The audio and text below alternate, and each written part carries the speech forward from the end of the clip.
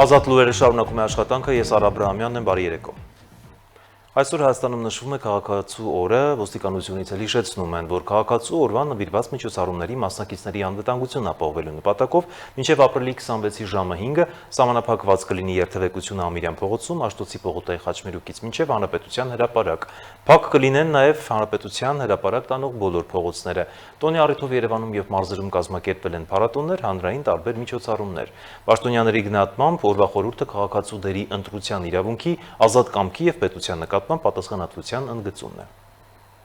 Ապրիլի 25-ին Հայաստանի Հանրապետությունում նշվում է քաղաքացու օրը։ Տոնի առիթով Երևանում եւ մարզերում կազմակերպվել են փառատոնային միջոցառումներ, հանրային ծրագրեր, համերգներ եւ տարբեր տոնական միջոցառումներ։ Պաշտոնյաների գնահատմամբ օրվա հիմնական խորհուրդը քաղաքացու դերի, ազատ կամքի, ընտրության իրավունքի եւ պետության հանդեպ պատասխանատվության ընդգծումն է։ Օրվա առիթով Երևանում կազմակերպվել էր փառատոն, որին մասնակցում էին նաեւ պաշտոնյաները։ Ազգային ժողովի նախագահ Ալեն Սիմոնյանի խոսքով այս տոնը առաջին հերթին քաղաքացու գիտակցության սեփական երկրում որոշող եւ պատասխանատու լինելու ընկալման մասին է։ Դա քաղաքացու գիտակցության,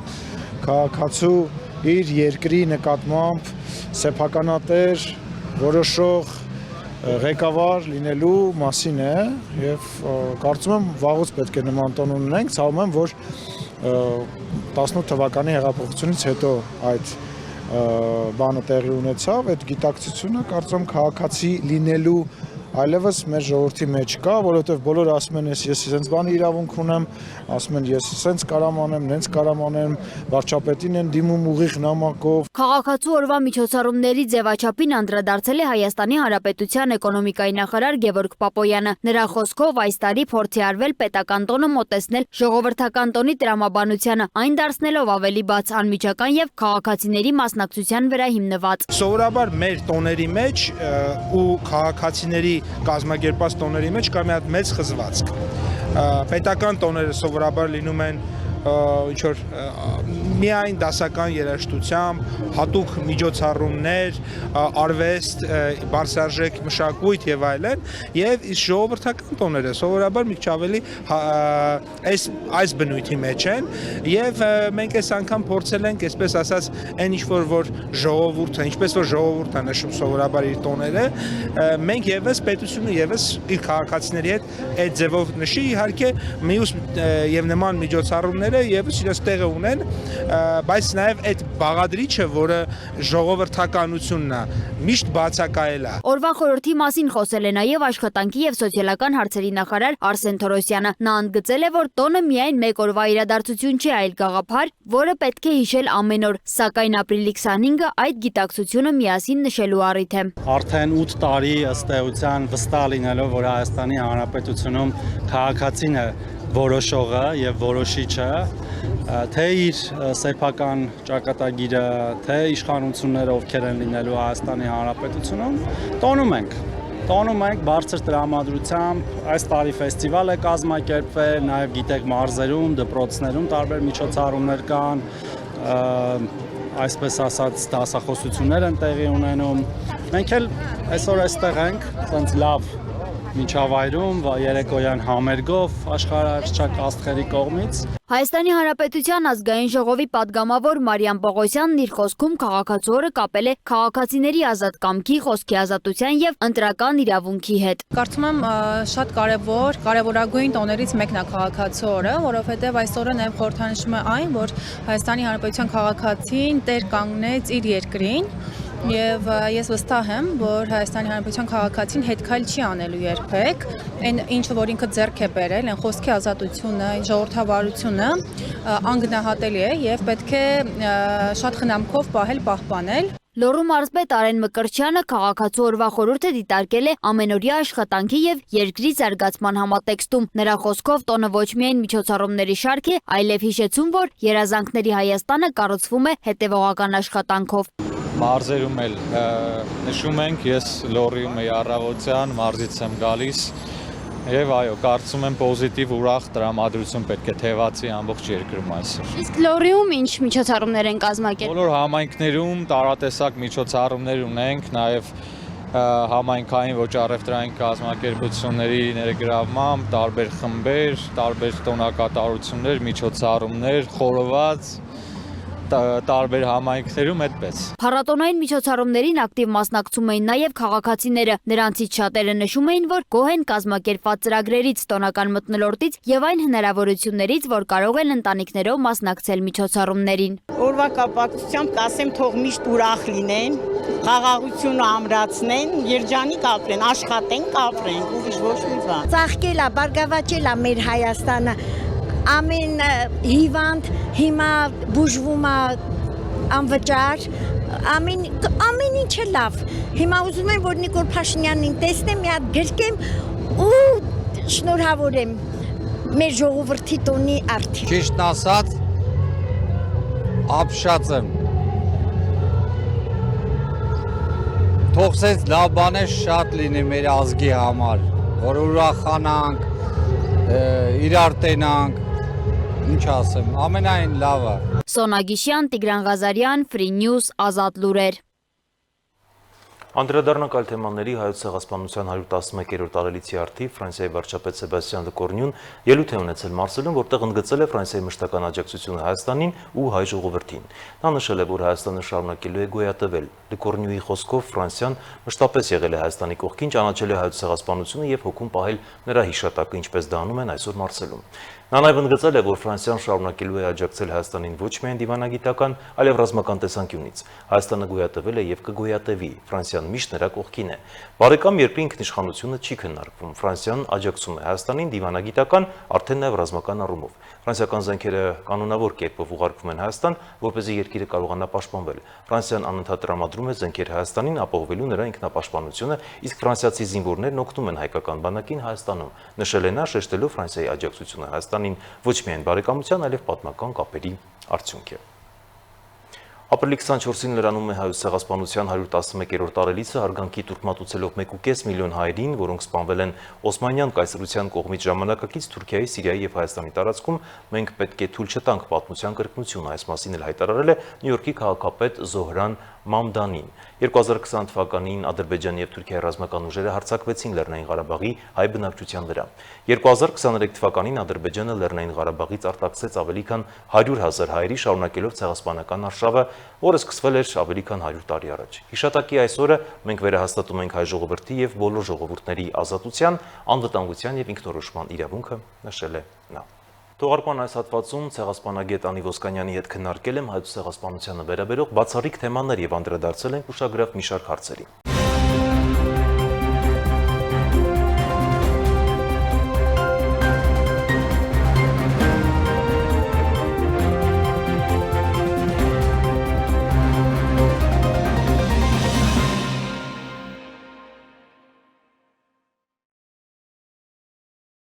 Բարի եկեք Տիկին Ոսկանյան, շնորհակալություն հրավերն ընդունելու համար։ Բարև ձեզ, ես նույնպես շնորհակալ եմ հրավերի համար։ Միասին փորձելու ենք ամփոփել անցնող շաբաթվա կարևոր եւ ուշագրավ իրադարձությունները եւ թերևս սկսենք շաբաթվա ամենակարևոր ուշագրավ իրադարձությունից, հատկապես մեզ համար ցեղասպանության թեմային ենք անդրադառնալու եւ պատական չէ, որ հենց ձեզ ենք հյուրընկալել որպես ոլորտի լավագույն մասնագետ, ցեղասպանագետ, թուրքագետ, ինչու՞ չէ նաեւ օսմանագետ եւ ես վստահ եմ, որ բավականին հետաքրքիր թեմաների մասին ենք խոսելու եւ դուք բավականին նոր եւ հետաքրքրական տեղեկատվություն եք մեզ փոխանցելու, սակայն մինչ անդրադառնանք բուն ցեղասպանության 111-րդ տարելիցին, ես կցանկանայի մեր հարցազրույցը կառուցենք ոչ թե նրա վրա, որ մեզ մորթեցին, սպանեցին մատաղացու գառների պես, այլ որ մենք հայերս ունեցել ենք բավականին լուրջ կապիտալ Օսմանյան Թուրքիայում, բավականին լուրջ ներգրավվածություն Օսմանյան բանակում, բավականին լուրջ դերակատարում ենք ունեցել նրանց տնտեսության զարգացման վրա եւ դա հենց չներվեց հայերին եւ դրա համար տեղի ունեցավ այն, ինչ տեղի ունեցավ։ Նախ սկսենք ամենասկզբից, ովքեր են հայերը Օսմանյան Թուրքիայում։ Ովքեր էին հայերը Օսմանյան կայսրությունում։ Հետաքրքիր է, բայց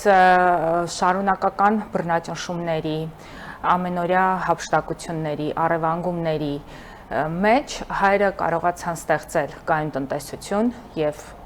ամենօրյա զարգացող տնտեսություն եւ կրթություն։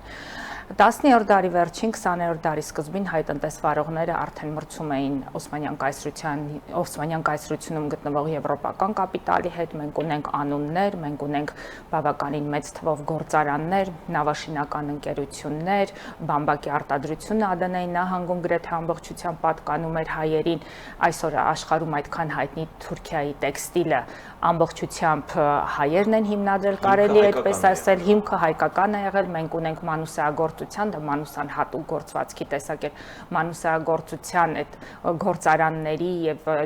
ջուլհականոցների օրինակներ, ինչպես այն թափում, այնպես էլ արաբկիրում, մենք ունենք ընտանիք արաբկիրում, որի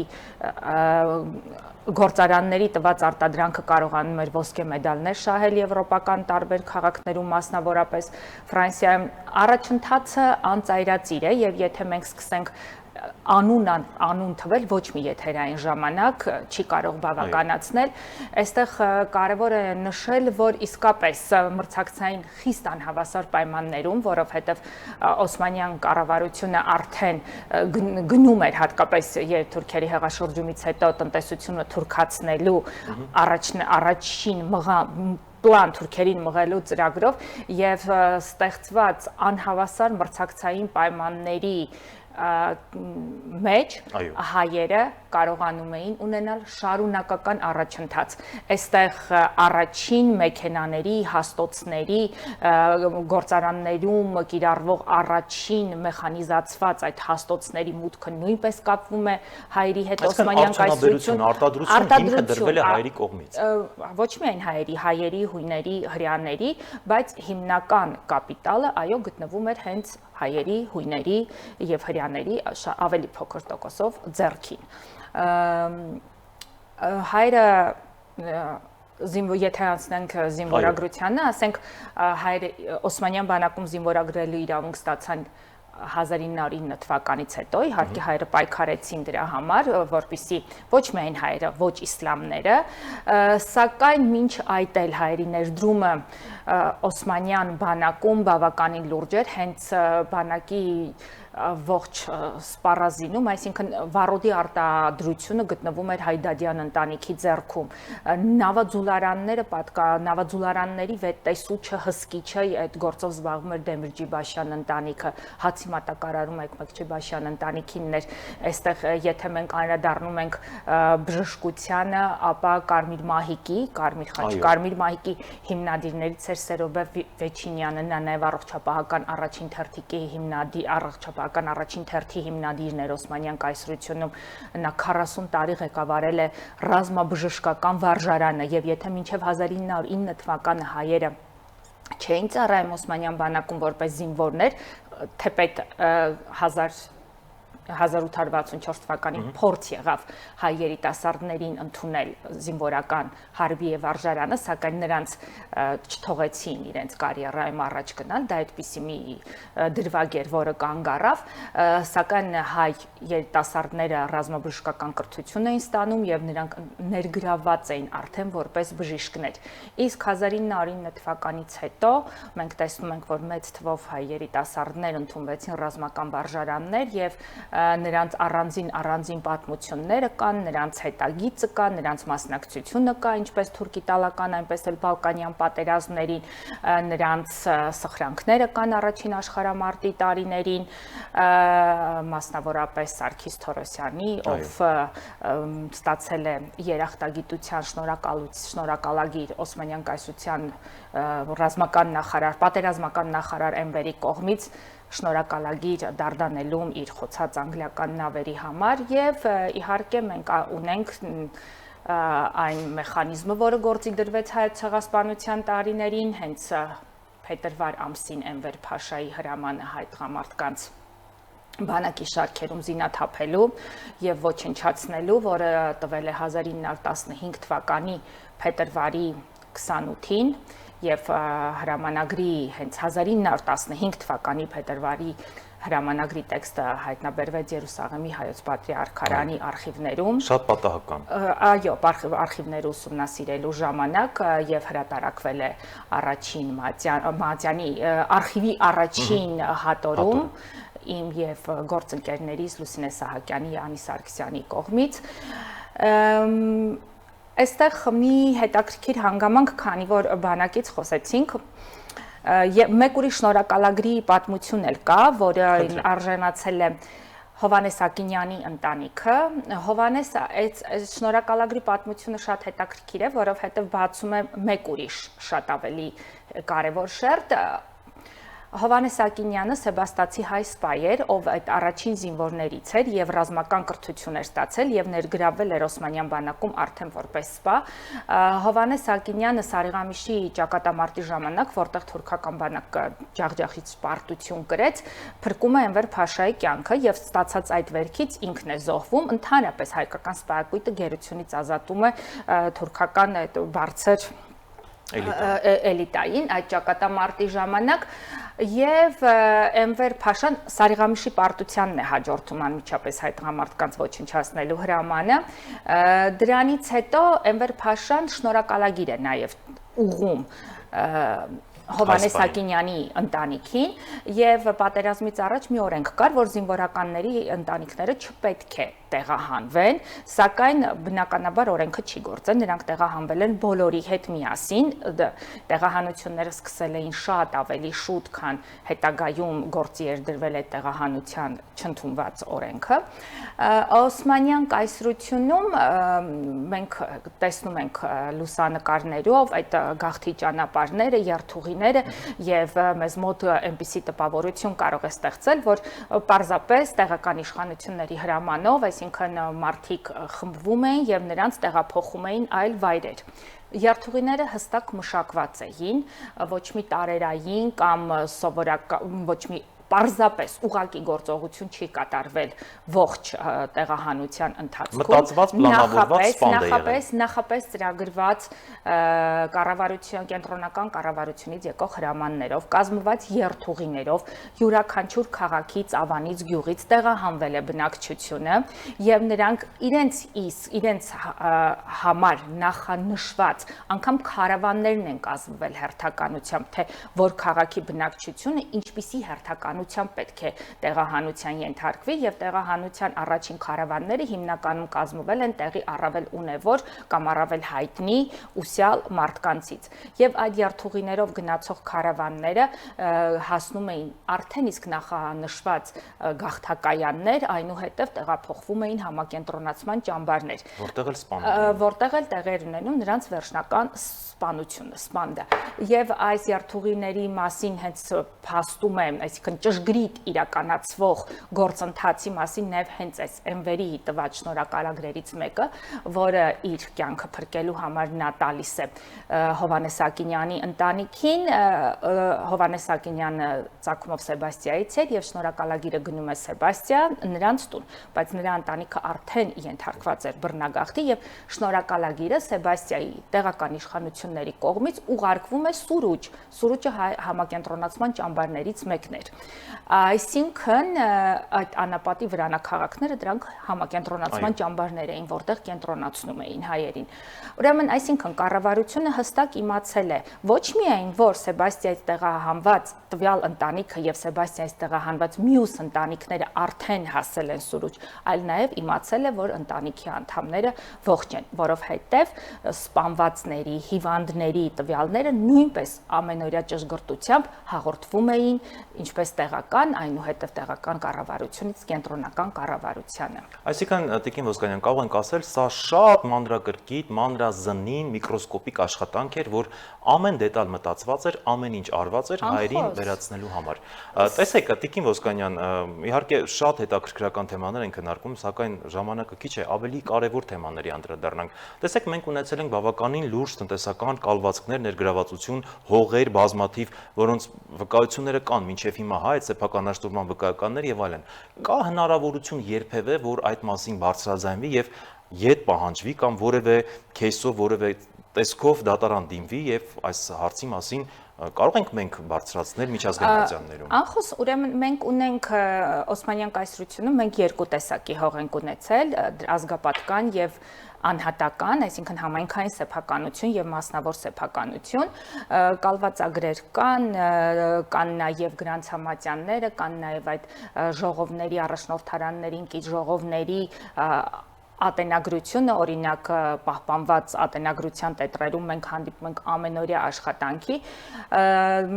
միջազգային դատարաններ դիմելու համար հարկավոր է լրջագույն մասնագիտական խմբերի ձևավորում, որովհետև մենք ունենք իսկապես անհատ մասնագետներ, որոնք ամենօրյա իրենց աշխատանքն են կատարում եւ նրանցից շատերը իսկապես լավ են կատարում, բայց դրա համար հարկավոր է իսկապես մի լուրջ աշխատանքային խմբի ստեղծում, որտեղ անպայման պետք է ներգրավվեն ինչպես իրավաբաններ, այնպես էլ տնտեսագետներ, պատմաբաններ, ցեղասպանագետներ եւ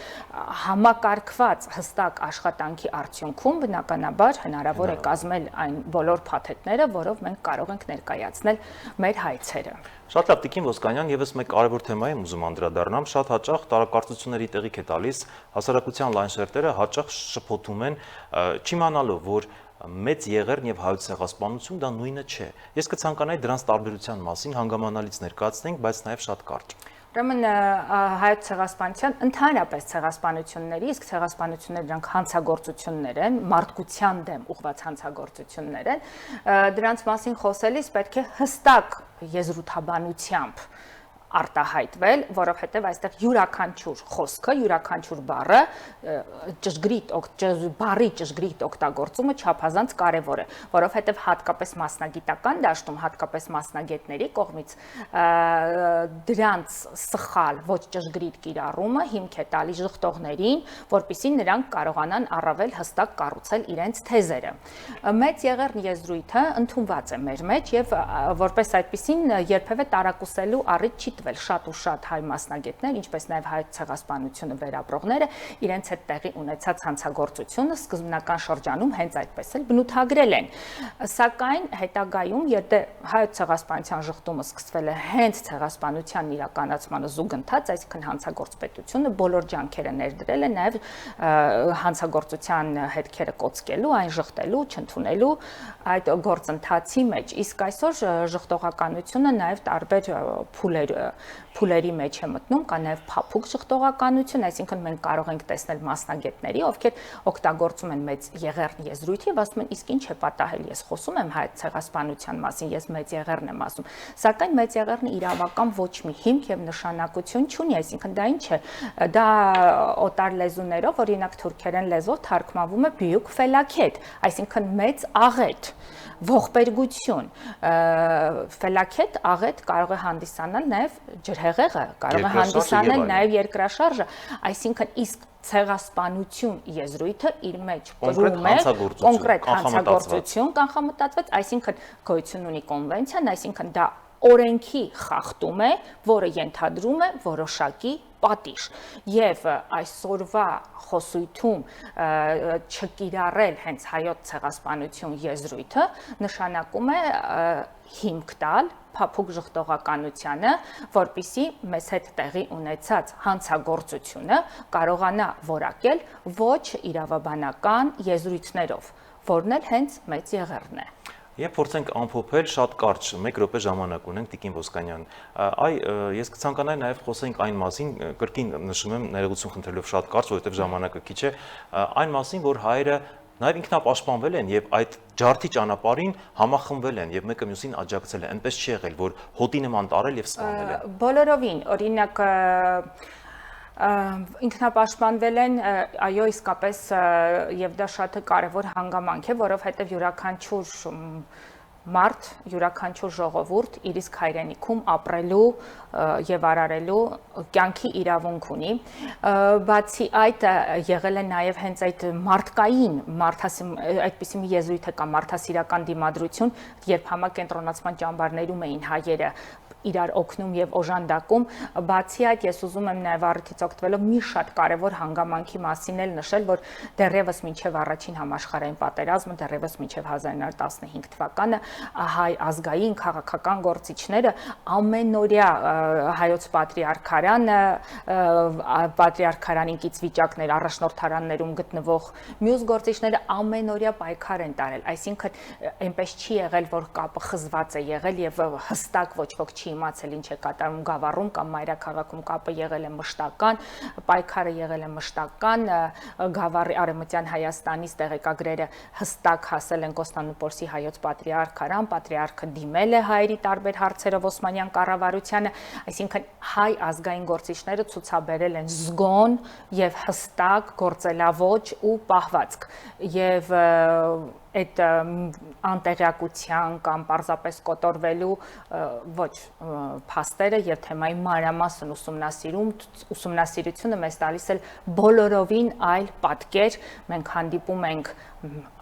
ազգասեր, հայրենասեր, նվիրյալ բազմաթիվ մարդկանց այդ ազգային գործիչների շարքում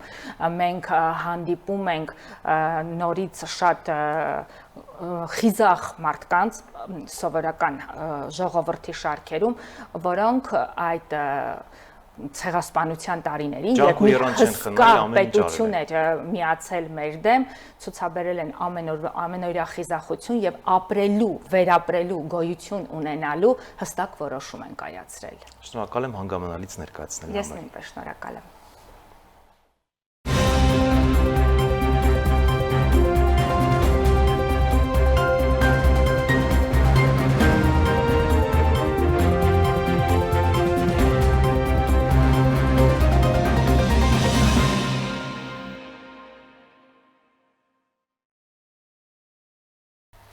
Երևանի Ալիխանյան 6-1 հասցեում ժամանակակից բարձրահարկ շենքի բակը վերածվել է կենդանի ու շնչող կանաչ տարածքի։ Այստեղ իրականացվող յուրահատուկ նախաձեռնության շրջանակում յուրաքանչյուր բնակարանի համար տնկվում է անվանական ծառ, ձևավորելով ոչ միայն գեղեցիկ լանդշաֆտ, այլև բնակիչների եւ բնության միջև ամուր կապ։ Ապրիլի 24-ի խորագրի ներքո իրականացվող այս ծառատունքը միավորում է մարդկանց, ստեղծելով հիշողության, պատասխանատվության եւ կյանքի շարունակականության խորհրդանշական միջավայր։ Ֆիզիկայի ինստիտուտի բանավանում Ալիխանյան 6 կոտորակ 1 հասցեում այսօր սովորական օր չէ։ Այստեղ ժամանակակից բարձրահարկ շենքի բակում, որտեղ դեռ վերջերս շինարարական եռուզեռ էր, հիմա արդեն տիրում է բոլորովին այլ իրավիճակ։ Ակտիվորեն ընթանում են կանաչապատման աշխատանքներ։ 2020 թվականի հուլիսին Ռադկո ընկերության հիմնադիր տնօրեն Արթուր Մնացականյանի նախաձեռնած ծրագիրը այսօր վերածվել է կենդանի եւ շնչող միջավայրի։ Կառուցապատողը նաև նախաձեռնել է կանաչ հատվածի կանաչապատում, իսկ քաղաքապետարանը նախաձեռնել է այս դիմացը գտնվող պուրակի կանաչապատում շուրջ 250 եւ ավել ծառ է տնկվելու եւ 2000-ից ավել թուփ։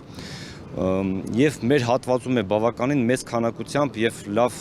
գեղեցիկ լանդշաֆտով ծառեր են տնկվելու։ Դժվար է միանգամից 90 բնակչի համար ունիվերսալ հատակագիծ մտածես, որ բոլորը հավանեն, բայց մենք ես իմ համահեղինակի հետ եմ նախագծել, բոլորը գոհ են հատակագծերից, իսկ հիմա ասենք հասել ենք եզրափակիչ փուլին, բարեկարգում, կանաչապատում, ինչ խոսք Սա արդեն շատ ավելի լավ կենսական միջավայր է բնակիչների համար։ Բարձրահարկ այս շենքի յուրաքանչյուր բնակիչ իր մասնակցությունն ունի շրջակա միջավայրի ձևավորման գործում։ Այս շենքը եղել է իմ երազանքը, ես կառուցապատել եմ մեր թիմով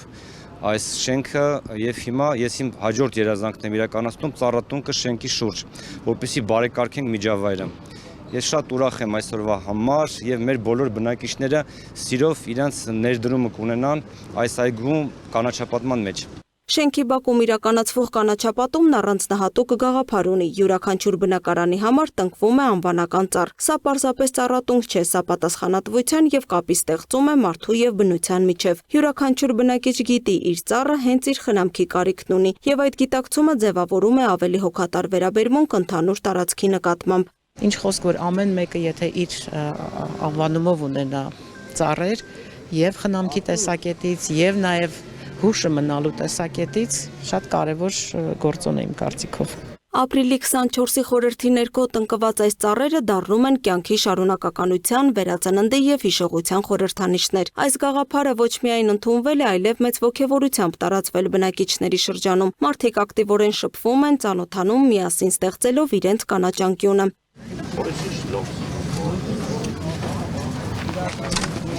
Այս նախաձեռնությանը միացել է նաև քաղաքապետարանը, շենքի դիմացի հատվածում նույնպես ընթանում են ծառատունկի աշխատանքներ, որոնց անձամբ մասնակցում է Երևանի քաղաքապետ Տիգրան Ավինյանը։ Կոնկրետ այս տեղի օրինակով տեսնում ենք, որ բնակիչները նույնպես միացել են ծառատունկին, միացել են ֆիզիկապես, միացել են նաև նրանով, որ իրենք էլ ծառեր են բերել տնկելու համար եւ բավականին լավ ծառեր են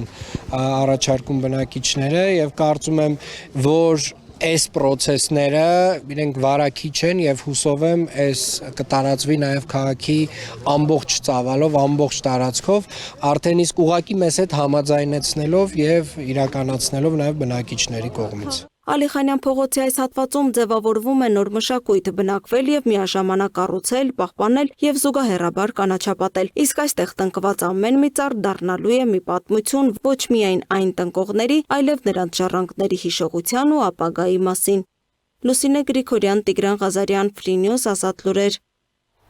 Հակակոռուպցիոն դատարանը մասնակի բավարարել է դատախազության ապօրինի ծագում ունեցող գույքի բռնագանձման հայցը վճռով Հայաստանի Հանրապետության երրորդ նախագահ Սերժ Սարգսյանի եղբայր Լովա Սարգսյանի դուստր Անի Սարգսյանից որպես ապօրինի ծագում ունեցող գույք հօգուտ Հայաստանի Հանրապետության կբռնագանձվի Արենի հեկի 39341 հատ բաժնետոմս, $864,000 ավանդ, 13 միլիոն դրամ եւ 5000 եվրո։ Անցող շաբաթվա քրեական քրոնիկոն։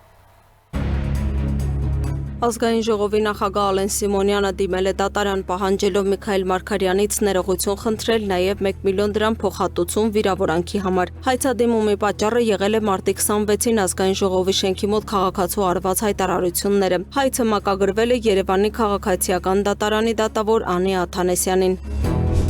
2025 թվականի դեկտեմբերի 25-ին մեղադրյալ գեներալ-մայոր Գրիգորի Խաչատուրովի նկատմամբ կալանքը որպես խափանման միջոց կիրառելու վերաբերյալ հատուկ վերանայման բողոքի քննության արդյունքում վերաքննիչ հակակոռուպցիոն դատարանի որոշմամբ նրա նկատմամբ որպես խափանման միջոց է կիրառվել կալանքը Գրիգորի Խաչատուրովի նկատմամբ հայտարարված է հետախուզում։ Դանակահարվել է 8 համարի երթուղայինի վարորդը ներքին գործերի նախարարությունը մանրամասներ է ներկայացրել Երևանի Հալաբյան փողոցում 8 համարի երթուղայինի վարորդին դանակահարելու դեպքի առնչությամբ, ըստ որի նախնական տեղեկություններով վեճ է ծագել ուղևորի եւ վարորդի միջև։ Ուղևորը եղել է ոչ սթափ վիճակում եւ դանակով հարված է հասցրել վարորդին։ Երթուղայինի վարորդը տեղափոխվել է հիվանդանոց, նրան վիրահատել են։ Անօրինական միգրացիա $42,000 դիմաց քրեական վարույթի նախաքննությունն ավարտվել է։ Պարզվել է, որ Հայաստանի քաղաքացիներ ԱԱ-ն, ԿԻ-ն եւ ՀԹ-ն նախնական համաձայնությամբ կեղծ փաստաթղթերի եւ տեղեկությունների օգտագործմամբ $42,000 դիմաց կազմակերպել են ՍՅԻ եւ ԱՅԻ ելքը Հայաստանի Հանրապետությունից օտարերկրյա պետություն մուտքը եւ օտարերկրյա պետությունում գտնվելը, մասնավորապես Շենգենյան համաձայնության երկրներ մուտքի թույլտվության ստացումը։ Այնուհետև ՍՅ-ն եւ ԱՅ-ն Միացյալ Նահանգներ հասնելու նպատակով մեկնել են Իտալիա, այնուհետև Բրազիլիա, Պանամա, Նիկարագուա, Հոնդուրաս, Գվատեմալա, Մեքսիկա։ Վերջիններս Մեքսիկայից 4-րդ փորձից միայն կարողացել են մուտք գործել Միացյալ Նահանգներ, որտեղ ամիսներ շարունակ մնալով տարբեր քրեակատարողական հիմնարկներում վերադարձել են Հայաստանի Հանրապետություն։ Դեպքի առթիվ ԱԱ-ի, ԿԻ-ի եւ ՀԹ-ի նկատմամբ հարուցվել է հանրային քրեական հետապնդում։ Նրանց նկատմամբ որպես խափանման միջոց կիրառվել է կալանքը։ Հակակոռուպցիոն կոմիտեի նախագահը խոսելով Աննա Հակոբյանի ղեկավարած հիմնադրամի ենթադրյալ խախտումների մասին ասել է, որ քրեական վարույթ չունեն։ Մենք ունենք գործեր, որոնք իրացվում են, հրապարակվում են, ձեր նշած դեպքով մենք քրեական վարույթ չունենք։ Ծիծեռնակաբերդի հուշահամալիրում լրագրողներին ասել է Արթուր Նահապետյանը։ Հավաքին մասնակցելու նպատակով նյութապես շահագրգռելու դեպքի առթիվ նախաձեռնվել է քրեական վարույթ, կատարվում է նախաքննություն։ Այս մասին հայտնել են Հայաստանի քննչական կոմիտեից, նշենք, որ համացանցում տեսանյութ է տարածվել։ Դրա մասին հաղորդում է ստացվել քննչական կոմիտե, որի վերաբերյալ քրեական վարույթ է նախաձեռնվել։ Մարզահամերգային համալիրին հարող այգու տարածքում ծիծեռնակաբերդ տանող ճանապարհին հայտնաբերվել է քաղաքացու դի։ Ըստ տեղեկությունների քաղաքացին հանկարծամահ է եղել։ Ուկրաինայի նախագահ Վլադիմիր Զելենսկին աշխատանքային այցով Ադրբեջանում է։ Զելենսկին իր ադրբեջանցի պաշտոնակցի հետ Գաբալայում կայացած հանդիպման առաջարկել է Ուկրաինայի եւ Ռուսաստանի միջև բանակցություններն անցկացնել Ադրբեջանում։ Իր հերթին Ալիևը խոսել է Կիևի հետ հարաբերությունների կարևորության մասին, նշելով, որ երկու երկրների գործակցությունը շատ ամուր քաղաքական հիմք ունի։ Ադրբեջանը եւ Ուկրաինան բոլոր միջազգային կազմակերպություններում փոխադարձաբար աջակցում են եւ կաջակցեն երկրների ինքնիշխանությանն ու տարածքային ամբողջականությանը, նշել է Ադրբեջանի նախագահը։ Նա նաեւ նկատել է, թե ռազմաարդյունաբերական համալիրը զարգանում է Ադրբեջանում եւ Ուկրաինայում եւ ընդհանուր առմամբ արդյունաբերական ոլորտում կան շատ լավ հնարավորություններ համատեղ արտադրության համար։ Միջազգային նորությունները տեսաշարով։ Ուկրաինան եւ Ռուսաստանն իրականացրել են ռազմագերիների փոխանակում 193-193-ի դիմաց։ Ռուսաստանի Դաշնության պաշտպանության նախարարության տվյալներով վերադարձված ռուս զինծառայողները ներկայումս գտնվում են Բելարուսում, որտեղ ստանում են հոգեբանական եւ բժշկական օգնություն, ապա կտեղափոխվեն Ռուսաստան բուժման եւ վերականգնման համար։ Ուկրաինայի նախագահ Վոլոդիմիր Զելենսկին հայտնել է, որ վերադարձած ուկրաինացիների թվում կան զինվորներ, սահմանապահներ եւ ոստիկաններ։ Նրանց մի մասը վնասվածքներ է ստացել, իսկ մյուսների նկատմամբ Ռուսաստանում քրեական մեղադրանքներ են ներկայացվել։ Փոխանակման կազմակերպման գործում ըստ հաղորդագրությունների միջնորդել են Ամերիկայի Միացյալ Նահանգները եւ Արաբական Միացյալ Էմիրությունները։ Իսրայելի վարչապետ Բենյամին Նեթանյահուն հայտարարել է, որ հիանալի զրույց է ունեցել Ամերիկայի Միացյալ Նահանգների նախագահ Դոնալդ Թրամփի հետ։ Նրա խոսքով Թրամփը շարունակում է ուժեղ ճնշում գործադրել Իրանի վրա, թե տնտեսական, թե ռազմական մակարդակով։ Նեթանյահուն նաև նշել է, որ սկսել է Իսրայելի եւ Լիբանանի միջև պատմական խաղաղության հասնելու գործընթացը, սակայն նրա պնդմամբ Հեզբոլահը փորձում է խափանել այդ զարգացումը։ Սպիտակ տան մամուլի քարտուղար Քերոլայն Լևիթը հայտարարել է, որ Ամերիկայի Միացյալ Նահանգների նախագահ Դոնալդ Թրամփի հատուկ բանագնաց Սթիվ Ուիթքոֆը եւ Ջարեդ Քուշները կրկին կմեկնեն Պակիստան իրանական պատվիրակության ներկայացուցիչների հետ ուղիղ բանակցություններ վարելու համար։ Նրա խոսքով հանդիպման նախաձեռնությամբ դիմել է հենց իրանական կողմը։ Լևիթը նաեւ նշել է, որ Ամերիկայի Միացյալ Նահանգների փոխնախագահ Ջեյդի Վենսը եւս պատրաստ է մեկնելու Պակիստան։ Միևնույն ժամանակ իրանական Թասիմ գործակալությունը հայտնել է, որ Թեհրանը որևէ ծրագիր չունի Պակիստանում բանակցելու Ամերիկայի Միացյալ Նահանգների ներկայացուցիչներ Սթիվ Ուիթքոֆի եւ Ջարեդ Քուշների հետ։ Ըստ աղբյուրի Իրանի արտաքին գործերի նախարար Աբբաս Արաղչին մեկնում է Իսլամաբադ պակիստանյան ղեկավարության հետ քննարկելու պատերազմի դադարեցման վերաբերյալ Իրանի դիրքորոշումը։ Ֆրանսիայի նախագահ Էմանուել Մակրոնը հայտարարել է, որ Միացյալ Նահանգներն այլևս չի ընկալվում որպես ամբողջությամբ հուսալի գործընկեր։ Աթենքում ունեցած ելույթի ժամանակ նա նշել է, որ Ամերիկայի Միացյալ Նահանգները կարող է որոշ երկրների համար մնալ դաշնակից, սակայն այլևս այդպիսի ուժ չէ, որի վրա կարելի է լիովին հույս դնել։ Մակրոնը նաև նախկինում զգուշացրել էր, որ երկարաժամկետ հեռանկարում Ամերիկայի Միացյալ Նահանգները կարող է դադարեցնել Եվրոպայի պաշտպանությունը, ինչի պատճառով Եվրոպան պետք է ամրապնդի սեփական անվտանգային կարողությունները։ Սիրիայի նախագահ Ահմեդ Ալ-Շարան կոչ է արել Եվրամիության անդամ երկրներին վճռական դիրքորոշում որդեգրել Իսրայելի նկատմամբ եւ դադարեցնել վերջիններիս հարձակումները Սիրիայի տարածքի վրա։ Կիպրոսում ԵՄ ոչ պաշտոնական գագաթնաժողովից հետո նա հայտարարել է, որ Եվրոպայի անվտանգությունը սերտորեն կապված է Մերձավոր Արևելքի կայունության հետ։ Ալ-Շարայի խոսքով Իսրայելի գործողությունները խաթարում են տարածաշրջանում անվտանգության եւ կայունության հաստատման ջանքերը, ուստի ԵՄ-ն պետք է պատասխանատվություն կրի այդ խախտումները դադարեցնելու հարցում։ Այսքան այժմի համար ցտեսություն։